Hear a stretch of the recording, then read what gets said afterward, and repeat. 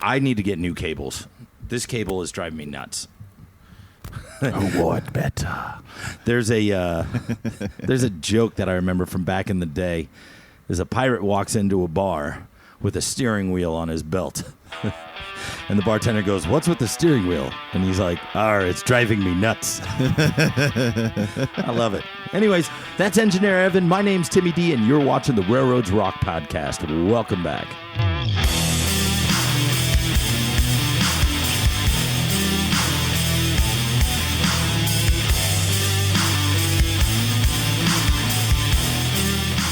Anyways, welcome back to another episode of Railroads Rock. Thank you for tuning in. Thank you for liking, subscribing.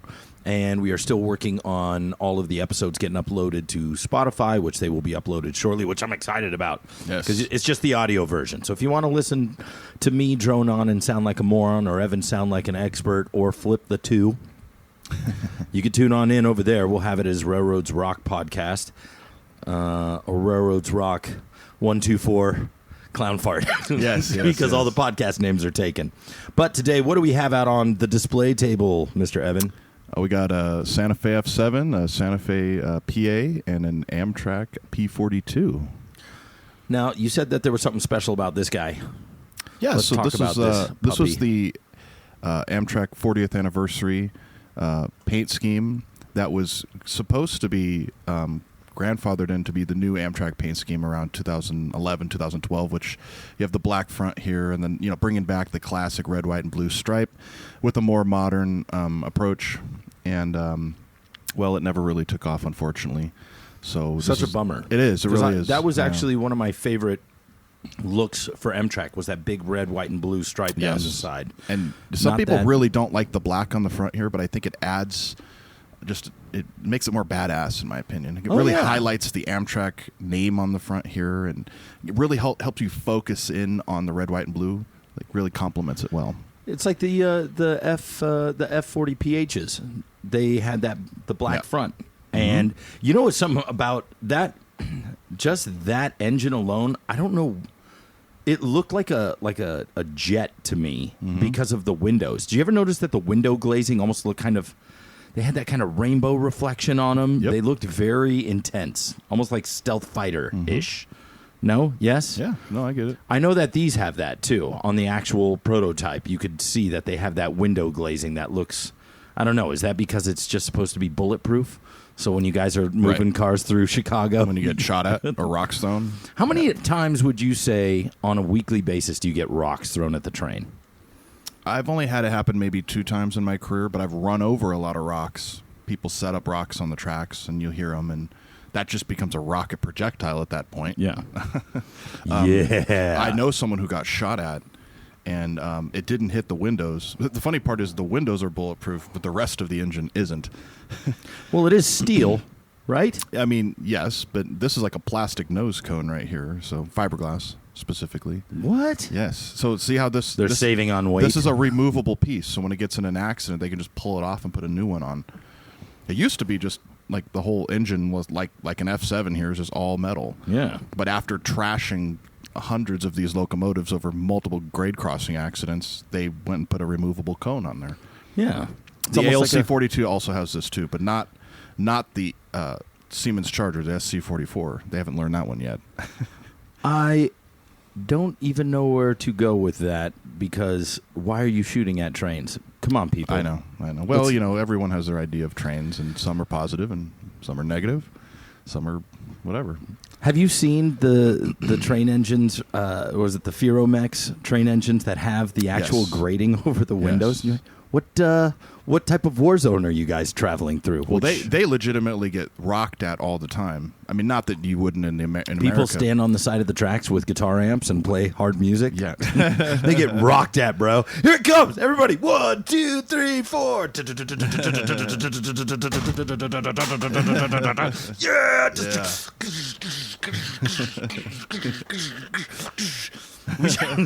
Next time we go foaming, let's bring up just a whole bunch of the dudes. And every time a passenger train goes by, we just start moshing on the side of the tracks. Right. Bring one of those JBL Bluetooth speakers so we can crank it up. And then just be, yeah, what are they doing? They're rocking us, bro. Right. Exactly. That is actually, let's see if we can get that to take off around the nation with all the foamers. What are you doing? You're being rocked at, dude. Being rocked at, yeah. Exactly. Yeah. So I guess it's better than being mooned at. Remember they used to moon the Surfliner? No, because I never did that, and I wasn't an engineer on the Surfliner. Yeah. They can't do that anymore. But you are, because you got qualified. You got qualified. I'd love to know where were they doing that. I think it's Irvine or Laguna Niguel. That's like a thing? Yeah, 150 people just moon the train. Oh, well, that's not so bad. They can't do it anymore. They've stopped it. Was it all dudes though, or was there? I mean, there was a wide range of asses that were being Well, that's not so bad. You know, just focus on the ones. Oh my God, I thought that was something else. I'm sorry. Yeah. Anyways, yeah, I guess we'll do the rock dad a little bit better. Yes. Mosh pit. Hey guys, here it comes, man. But should we only do passenger trains, or should we do the whole gamut? So I was going to say that we just start rocking. The last time I went to watch trains, Day to Remember? No. Yeah. You don't? Are you a fan of Day to Remember? Do you like those fellas? I'm always screaming my lungs out. I know a few songs. Yeah, it's okay. It's like Kill Switch. Well, you like Kill Switch Engage, dude. End of Heartache is one of my favorite tunes by them. Speaking of which, so we're going to get into our first bit here. And, well, let me see if I could do this the right way. I'm still getting used to this computer. Brand new computer. So should we do that bit first? Yes. Okay. So this is our new segment, and let me see if I got it up on the screen, which I do. So let's get to it. Ready and bam. 1, 2, 3, commençons. Who want it better? Who for it better? Who want it better? Who for it better? That's right. Who for it better? Who want it? Who want it? Who for it better? Who knows who for it better? I know who for it better. On the toi better. All right. So in this bit, it is called Who Wore It Better. I'm sure if any of you out there have ever seen the E! Channel or some of these networks that have Who Did It Better, Who Wore It Better, Who Done It Better. And this is our version of it, where we're going to post two different train engines, or two of the same train engine, wearing a different paint scheme. Some of them are classic paint schemes. Some of them are brand new. Yeah. Anyways, so let's start with an oldie but goodie. Now this switches up because it may be the same paint scheme but on a different train engine, or it may be the same train engine with a different paint scheme. You like what I did there, dude? I do, yes. You know, it's like seeing Emma Watson. You know, here's Emma Watson here. Here's Emma Watson here. Do you think she looks better wearing this dress? Is she dressed up naked? as Hermione? Wait, or dressed sorry. up? Yeah, exactly. Sorry, do you like her dressed up as naked or in a bikini?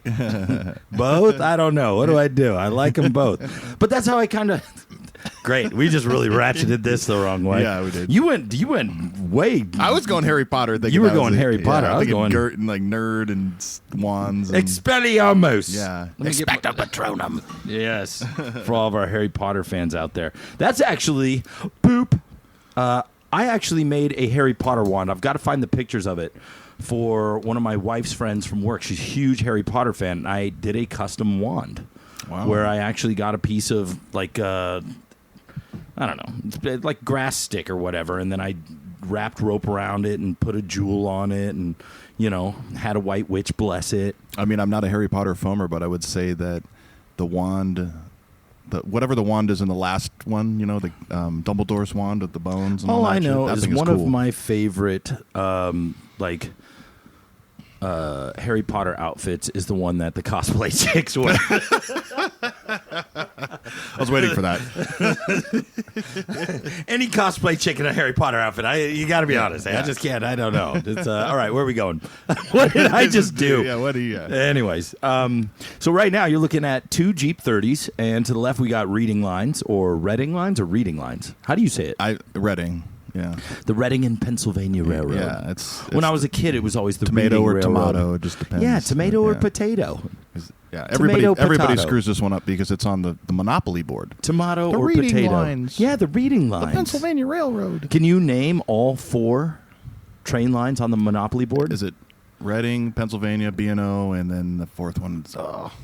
The fourth one is the only one on the board that isn't a company, but it's an idea. Yeah, so that's why I don't know it. Take a ride on the Short Line Railroad. Yeah, it's the there you Short go. Line. The Short Line, yeah. Yes. Fun fact. There we go. Getting back to it. And the next one is Seaboard or Seaboard Coastline. Or is it just Seaboard? It's Seaboard Coastline at this time. Okay, so which one do you like better? I mean, I'm all for the Reading one. I think it's a really sharp paint scheme. I really like those colors. This is the one they called like the Bumblebee service or whatever.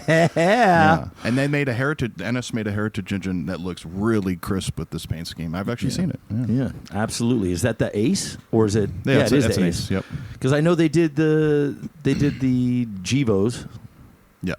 They did like a line of like Gevos They did half and half. and It was half and half, yeah. Half and half. The way that Evan likes his coffee. Yes, half and half. Exactly. Oh, that's in the last episode, by the way. Yes. Oh, good. Did you see it? No, and I haven't. All right. Yeah. Well, it's okay. I'm working Not a on fan it. of his own podcast. Send me at 3 in the morning. I'm going to oppose you on this one. I like the Seaboard line. You know why? A, love the paint scheme for Reading lines, the Bumblebee look. But Jeep 30, in my mind, is a very gruff kind of engine. It has that big blister on top of it, you know, the way that it's one of those pit bull kind of engines. And the Seaboard paint scheme is very industrial looking. It's very basic. It's very... Well, it ages well. And if you look at, like, if you're taking that Reading engine and running it through coal country and tunnels, it's going to be dirty. And if you run the Seaboard one, it's gonna get dirty, but it's not gonna look dirty all the time. Sounds like one of those like really hot cougars at the bar. You know, Right. She ages well. Yeah. She's gonna get dirty. But why are we going there? We're gonna keep going We've there. been there, bro. Yeah, we've been there. We've been to. You know what? I think this episode's got to get flagged. Yes, it's gonna get flagged. I hope so. God damn it. I hope so. All right, next one up is boom. Oh. Now, this is the same paint scheme, but on 2 different styles of the same locomotive. You see what I did there? I already threw a giant curveball in the mix. So you've got to kind of like the locomotive, I guess, as well as like the paint scheme, but who was it better? Personally, I've never been a fan of the Triclops, but this paint scheme on this engine is probably the best they ever wore. The earlier UP paint schemes look absolute I concur. bad. The Triclops with just the basic UP look when it first came out, which just it didn't even have the shield on the front, did it? Or had that small shield, tiny one, yeah. tiny shield. You know, but I have to agree with you right there. The Triclops and this paint scheme, the yellow stripe. Would you like to explain to me the different? Like, there are some UP guys that are just like, I'm not a fan of the yellow stripe on the bottom. I wish they would have stuck to the double red stripe. And there's those guys that are like, I don't mind it. And you know what I mean? Because all new UP units don't have a red stripe anymore. So this goes back when they were adding all the safety striping. I don't know if that was for 2015 or 14.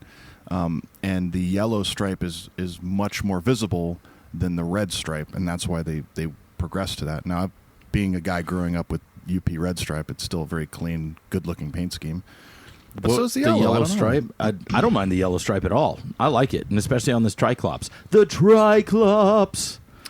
That, I mean, to me, I remember the first time I saw a picture of a Triclops. It was the test units, the Burlington Northern test units, the SD60 Max, the MACs, and I was like, "What the heck is this?"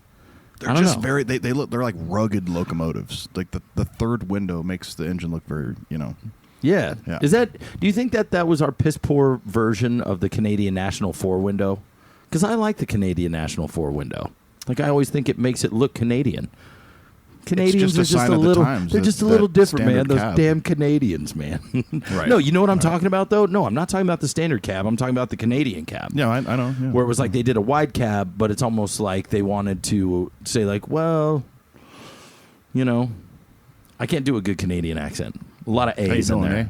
How you doing, eh? Yeah. Is that it? You know who That's does a about as good great as I can Canadian get it. accent is... Bubbles from Trailer Park Boys. Okay. I was Come on, going to Ricky. say... I was gonna, oh, come on, Ricky. Wait, who's that? Yeah, Bubbles. Yeah, Bubbles. Yeah, okay. With those glasses, they're like magnifying glasses. Who's ready to write? Have you seen that episode? I've only known 2 people in my whole life who wore glasses like that. It's hard to look at them because they're like zoomed in on you. Yeah. You're like, It's like whoa. Coke bottle You're like, glasses. holy smokes, You man. That's break a the really- bottom of an old school Coke bottle Yeah. and just put them on his... It's a pretty anyways. intense prescription you're wearing. Yo, bro, you know, they have come out with LASIK. Yes. Wait a second, though. I'm trying to think. What episode was that with Sebastian Bach? On Who's Trailer ready Park to Boys? run some trains? They said I couldn't cuss here, but fuck it, man. Yeah. Have you seen that episode? Of course Would they not. go to the... You haven't? No. Dude, we'll have to watch that episode. You'll get a kick out of it. They try and smuggle weed across the border, and so the way they're going to do it, I guess the synopsis, because I'm not a huge Trailer Park Boys fan, but I have watched a bunch of funny, episodes. though. My ex-tour manager loved Trailer Park Boys, so I always ended up by proxy watching these episodes. But I guess Sebastian Bach, do you know who he is? He's the lead singer of Skid Row, a 90s metal band. Yeah. So, and I actually, fun fact, opened up for him. Wow. Yeah, well, that's something else to. Anyways, but yeah, so they try and smuggle weed across the Canadian border by using trains. Like they make a little LGB track. Oh, for Christ's sake. Anyway, that's a good idea, actually, is though, a- if you yeah. think about it. Like how much, if you really made like a solid grade, solid LGB size, or sorry, I'm not going to say that. That sounds too weird, me saying that now, because of the way that LGB it garners. size? Well, because it's G. It's G scale. Oh, okay. But, you know, LGB Trains is like, that its was like own a big company. thing. It's its own company. So its own let's company, just stay yeah. with G scale. So G scale, Kinda G like scale Q-tip, track. right? Yeah, it's a name brand. It's the name brand is what you associate it with. Is what I'm saying. Sorry, keep going. Thank you. But I mean, how much cargo do you think you can haul on tracks that are that wide, trains this big, remote control, like a nice...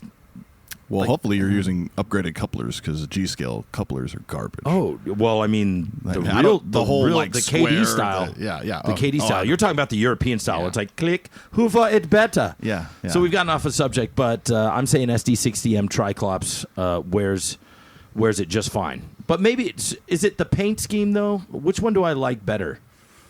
I'm saying the 60M Triclops. I think the This is 60M with this paint scheme looks better, yeah. but the 62 window is just a smooth looking locomotive. Boom. Well, yeah. Okay, so just for any of you out there, an SD60M, a lot of UP, it was hard to tell the difference between the Union Pacific 70M and the 60M other than looking at the trucks. Look at the trucks and look at what is that? The blower housing on the 70Ms, it's more squared off like a stealth fighter. It's very cubical as opposed to the blower housing on For like the dynamic brake. Yeah. Okay, yeah, That's how you can I tell see. the difference. Yeah. Because like a 60M it looks like the blower housing on a Jeep 50 or a Jeep 60. It's just a very like the Triclops is a very Canadian style look. If you look at all the CP and CN stuff of that time period, or the F59PH at Metrolink and Go had, it's the same concept. And I got to give the Canadians, a little bit of crap. They did give us some 41 and Justin Bieber. and Rush, don't forget And about Rush. And one of my favorite actors, Ryan Reynolds. All right, let's move it on. That's getting to know you. You don't like Ryan Reynolds? Fine. I do. All right, here we go. We're back to the Jeep 30s. Who for it better? Santa Fe or Conrail? And I know this is tough for you because I like both of them. I love both of them. What do you like? Which one are you going with? Though? I don't know, man. Big Blue just always looks good. That's a really nice, good, clean paint I find that job. intriguing coming from a guy whose favorite color is red.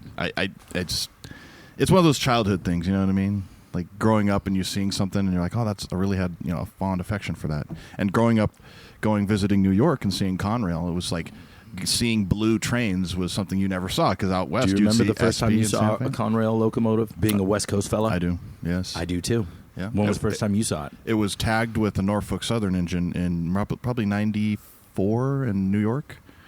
And I was like, whoa. Just like that, the can opener look. I think it was a pair of ST40-2s. So in the last episode, we were doing Trains on Cinema, and I found out that it was a fake railroad called Contrack. Instead of Conrail is Contract for, I guess, because anyways. But it's kind of funny because it's in the movie Planes, Trains, and Automobiles, and the train doesn't work, and so it's like you've been conned out of your... Anyways, whatever. That's what I always thought, too. Like Conrail, it's like, what does that stand for? I know. Yeah, the Consolidated Railroad. I know, but sorry. I mean, I didn't know for that those who don't. as a kid. Okay, so there we go. For those who don't, Yes. what does it stand for? The Consolidated Railroad. And why is it consolidated? Because they took 5 different railroads and merged it into that government. What railroads? Oh God. But wait, it's a government thing. It The is. government, Correct. And the reason was because what was it? The was Pennsylvania Railroad or Penn Central. Penn Central. Penn yeah. Central went bankrupt, which is so crazy that the New York Central and the Pennsylvania Railroad, like two powerhouses back in the day, just up and were like, we suck. Now we got to merge. And then even after merging, they still were like, we suck. Now we've got to. Well, it's you took 2 railroads that were super hardcore rivals for almost 100 years, and then just with the way the 60s were and the times are changing, they're like, oh, we'll just merge, and now there's no competition. You know what I mean? And so they're like, what do we do? And then they start spinning off. Basically, that's how bankruptcy came about. I think Penn Central was the biggest corporation to go under or go for bankruptcy at the time. I don't know. It was a huge deal. I want to find that there's been a lot of great videos out there that produce good content that I have learned so much about railroading in the last 4 years just from having home produced YouTube videos where somebody gets a bug in their ear and was like, this is something that interests me when I was a kid, so I'm going to do a YouTube video about it. And then they actually produce it pretty well with like pictures and talk about the history of XYZ, Anyways, for me, it's Santa Fe. Yeah, Santa Fe all the way. I'm gonna have to go with Santa Fe on this locomotive model. Yeah, this one. Yeah. My 2 favorite locomotive models in the yellow bonnet, as far as Santa Fe goes, well, it's top 3. But really, if I were to go with the 2, is the Jeep 30 and the Jeep 35. They used to see those combos switching all the time, be a Jeep 30 and a 35. Why? Why isn't it just 2 Jeep 30s? You look at the San Marcos Local, it'll be a Jeep 30, Jeep 35, and a B23-7. And you're like, is this just because everybody wants a little piece of the pie? Well, we can't run up to San Marcos without having our friend the 35. And if we're going to do that, then we got to include GE. Whatever. Anyways, all right, moving on. Let's see what our next move is here for today. Aha, the Dash 9. This one's tough for me. When I was putting this one together, I was like, oh, man. Oop, hang on. You got to look. Hang on. Yeah. You got to peek behind the curtain there, Evan. You got to see what the next one is. Evan has no knowledge of what locomotives are going to be popping up on screen. So, who war it better? This one I'm going to have to give it to the CNW. Because it's a very clean paint scheme. I love the lightning bolt. It's just it's the most modern locomotive they owned with this classic paint scheme thrown on it. I was never a fan of the Zitto yellow. It was very weird to me. No. I like this paint scheme better. Like you saw the 40-2s. Remember there was the Dash 840, the C40-8, just standard cab. Looked so...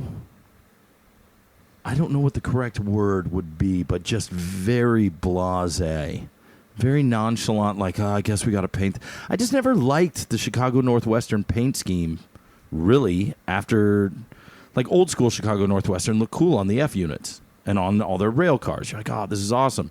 But then once they got into kind of the modern diesel movements, the 80s, the 70s and 80s look, this lightning bolt, though, the 44-9, and then you also had AC 44s with this paint scheme. And what was cool when UP absorbed them in 95, they didn't actively try to repaint these. So they floated around the system for a long time. The last ones got repainted when? The last 2? So the last 2. The 8663 and the 8701, I would know that because they were stored at a museum for a couple of years, IRM. Got to see them there. They were pulled out and repainted in 2018. They should have kept one. They should have kept one for the museum, like Boom. Well, it was looking like it was going to happen, and then they're like, "Oh no, we got to put PTC in these things." And This was a tough one for me because the first Athearn Blue Box unit that I ran down at the La Mesa Club, because when I joined the club, I didn't have any motive power that was really worthy of being on the railroad, and so I went to I sold a bunch of my old. I had a couple N scale engines that I had for a while. I mean, the stuff was worth like. I think I sold my whole N-scale collection for like $80. Like all these crappy Bachmann and Lifelike cars. But the guy who was working there was Steve Bovey, if you remember him. oh yeah, God rest his soul, man. yeah. Anyways. Yeah. So with all the money from all these crappy trains that I turned in, I was able to buy one unit, and it was the Southern Pacific C44-9. And I can't remember exactly what the number was, but just that paint scheme always holds a nice special spot in my heart. But who for it better? I'm going with Chicago Northwestern. Cool. Cheers. All right, moving on. Now this next one's a tough one for me. I don't know if it's going to be a tough one for you. But See, this needs to be an EMD versus GE. Well, We could that's do- not EMD. No, because it's not versus. It's EMD or Okay. GE. Like you have to. That game is entirely different. It's do you know? Can you tell the difference? Which one is which? I know you can because you're a G, but I mean, Well, you're so literally Evan G. I'm going to go with the Dash 8 here because I think this look on the Dash 8's much better. I personally prefer the FP45 for EMD. For No. That's So we're not looking at that right now. I know. I'm just saying that's why I don't. That's why I don't hold the GP60 in the same regard. We're looking at it right now, and The which Dash 8. one? Yeah, it just looks mean. It's angry. Like, beautiful. I was almost gonna say the Dash 8 looks noble. Yep. It almost looks. It looks more regal. Especially with the BW version, it's a shortened down version of the CW. It's on these, what is it, 2-axle trucks. So the way that it sits, when you look at it from the side, there's something about it where it's a paint scheme so big on such a small engine. Yeah. And it looks perfect on Dash 8, 40 but CWs, on the Jeep Dash 60, 9s. the Jeep 60 looks like a puppy dog wearing it. Well, it does, Like and then you put it on the 75M, It's like and those you're like, puppy whoa. dogs with the outfits where it has like the UPS. Have you seen those? There's like videos. I've got to find this video. It's like on Instagram. This person that sells outfits where they're like stuffed animal arms where it looks like it's holding a package, like a postal service package or a UPS package, but they put it on the dog. So if you look at the dog from the front, it looks like the dog's running around. That's kind of what I get from this Jeep 60M, and I love the Jeep 60. I like this version of the war bonnet scheme. When they repainted the Jeep 60Ms in BNSF war bonnet, if you notice, they moved the war bonnet past the dynamic, not the dynamic braking. What's that near the blower housing? What is that? It's the radiator. Thank you. So, okay, let's talk about this really quick. On a EMD unit, the dynamic braking is the fan blower in the middle with the blisters, correct? Yes. Okay, now front, and that would be the radiator? No, the radiator's all the way in the back. Those are the radiator fans. Now, what's in front of that? Where's the blower housing? The blower housing is just a fan that moves air down to the traction motors, correct? No. I don't think so. I'm going to look Jogging that my up. memory hard right now. All right. Point being is you see the blower housing on the 60M, though, all the way to the front behind the cab. Yes, I see it. All right. If you look at the BNSF repaints, they actually moved that war bonnet to where the silver started right behind the cab. Mm-hmm. What I did like about the 60M version with the Santa Fe lettering, where it said Santa Fe, is that the war bonnet started behind that blower housing. So you had a lot of red on it. And it kind of, like you said, being a smaller unit wearing a big paint scheme, it fit. Once they repainted it and kind of moved it forward, it almost made it look awkward. But then again, it is a smaller unit. It's almost like you have to see the 60M with the 60B. Mm-hmm. When those two were together, then it felt like it fit. But when you saw these, 156 and whatever it is behind it, in the picture I cropped it out, but it's actually two Jeep 60s. When you see them together, it's still, it's like rub-a-dub-dub, 3 men in a tub. Something ain't right. Anyways, so I'm going to go with you on this one, the B40, man. Such a noble looking unit. Now one's in preservation. Really? Yeah, BNSF donated one. I think it's to a group in like Minnesota or something like that. Good. And their plan is to repaint it to Red war and silver. bonnet. Yeah. So. Now let's just do a little side note here. Which one did you like better? The one with the gull wing or the straight cab? A gull wing all day long. Gull wing all day long. The story behind the gull wing is enough to make you a fan of it. Do you want to tell that story? Well, it's just Short version. Santa Fe ordered all of their Dash 8s and Dash 9s with the gull wing for this one coal loading facility that right after they got all these engines, they ended up closing. And BNSF just inherited that and built all their locomotives to the same... Until they got to the 44 or the ES 44. Right. But it's just that little one... They didn't want to be restricted to what engines they could run. And, I can't remember. Where's this coal plant at? I don't know, but that's Colorado a cool story. Or something like that. I know that story, too. I didn't realize that they shut the coal plant down once they got them. They're like, well, we got all these units. I guess we're just going to get... That going, look, there are certain units with various railroads where I almost feel like the aesthetic was more important to them, like Norfolk Southern and the Dash 9 top hats. Yep. You know, they just don't look the same without that big air conditioner right in the middle of them. Slapped it. Anyways, are there any of those still around, or they have retired them since?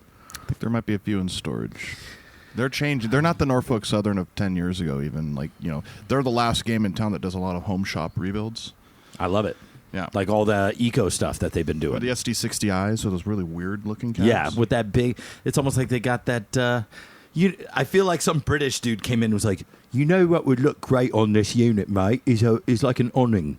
You know what I mean? Like, you don't need a sun visor. You just have one built in. We'll put the windows back. We'll do it over. And then the Australian guys came in. They're like, no, mate, it's too much problem. And then both the American dudes are like, who invited you? Right, Who invited you over here? And then they go to their little workshop. They're like, yo, guys, I got this great idea. Built-in sunshade. Anyways, digressing. I was going somewhere else with that, but I was like, no, this is boring me. Hey, here we go. SD90 Mac and SD90 Mac. Who thought it better? I like the Canadian Pacific one. Personally, I think the Golden Beaver logo, it's just... Oh, man. There was this girl red. that actually, we always saw at all the parties, and we called her the Golden Beaver. Golden Beaver. Oh, my gosh. God. Because every single fella was just like, is anybody going to go on a date with her? Is anyone going to take her out? Nobody could. She'd always come around with her friends. I'm not going to say her name, but fellas that know me know exactly who I'm talking about, and she was the Golden Beaver. Oh, for Christ's sake. I'm serious. If she's going to be watching this podcast like this She has guy. no idea. Are you kidding? No. Yes, Grandpa Timmy, tell us how it was back in the day. There was no dating apps. There was no, find her on Facebook, find her on this. There was MySpace. But come on, man. I MySpace. remember those days well. Yeah. Anyways. MySpace. MySpace. MySpace was better than Facebook, in my humble opinion. It was, totally. You know, just the customization. You want to be the top 8 friends. Yeah, you want to be Tom the top. was always your top friend. You're like, screw this guy. Screw this guy. He's out of here. Yeah, that stupid picture he had And then of you got himself. to have top 16 friends, and then it started losing its... Yeah, it's just not cool. You know what? You could totally made it customize your page. Yeah, Remember that? I remember there were people that you would pay. There were certain... I mean, the initial version of social media influencers... Their pages would be like tricked It was so out. cool, dude. And they would so pay cool. people to trick their pages out. And then it just, when did it die? Who thought it's better? All right, so who wore it better? SD90 Mac in Canadian Pacific. I agree. Moving on. That's what you were going with? Yes. All right, moving on. SD70 Mac or 80 Mac in the Conrail? Oh, man. What was the name of this livery? I don't know. This was like... Aren't you a fan of Conrail? I am a huge fan of Conrail. Are you sure? This was a Conrail quality livery. No, Conrail quality had already been around for quite some time. No, I think they wanted to refresh their look of just being, they had been straight baby blue for 20 plus years at this point, and so they threw a little white in here, and I think it really kicked this paint scheme up a notch. So for me, SD80 Mac all day long. It doesn't look really good on the 70, and it's because the flared radiators are what make it look really intense on the 80. So. Regal. Yeah. Regal. Just like Noble, this is Regal. Mm-hmm. This is the Regal paint scheme, and the SD80 Mac was the pinnacle of Conrail quality. It really and I'm was. bringing them in for a future podcast when I can get them over here. Yeah? Yes, you're going to love Do them. they have play dates organized? They're really busy. Yeah. Are you going to... man, when did they repaint those all? They divvied them up in between CSX and Norfolk Southern, and then they both just were like, gimme. Yep. And they repainted them immediately. High horsepower units? Yes, please. Even because they were the only ones that stayed at... They still were rated at 500 or 5,000 horsepower for... Are they still rated at 5,000? Downgraded to like 4,800? Well, none of them are even in service anymore. They're all gone. Are they, though? They are, yes. Are they? Or who'd they give them to? Well, NS scrapped theirs because the money for the prime mover and scrap metal outweighs the actual value of the engine. Oh, that's genius. Good job. And then I Good think job, CSX sold Norfolk theirs to CP, and CP rebuilt them. Something like that. Yeah. They kind of instead They of still having look really good, man. Instead of having the 3 fans on the top now, it's just the 2 big fans. Yeah. Anyways, and I love anything that has to. Sorry, You're stupid, man. you're so stupid, man. You're so stupid, and I think that's the end. Un, deux, trois, commençons. Who want it better? So thank you so much for tuning in to Railroads Rock Podcast. You can follow me at well, let's let this song play. Who want it better? Who for it better? That's right. Who for it better? Who want it? You can also source Timmy for any demos. This is all original right here.